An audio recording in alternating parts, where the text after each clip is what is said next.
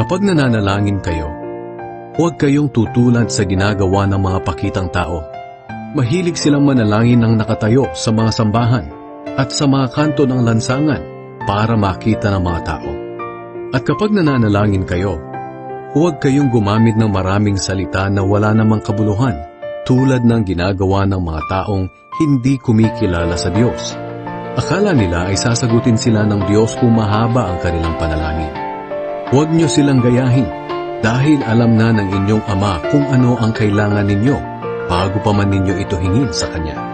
Kaya manalangin kayo ng katulad nito. Ama naming nasa langit, sambahin nawa kayo ng mga tao.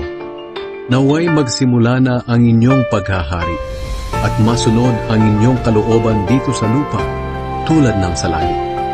Bigyan niyo po kami ng aming pagkain sa araw-araw. Patawarin niyo kami sa aming mga kasalanan, tulad ng pagpapatawad namin sa mga nagkasala sa amin. At huwag niyo kaming hayaang matukso, kundi iligtas niyo po kami kay Satanas. Sapagkat kayo ang hari, ang makapangyarihan at dakilang Diyos magpakailanman.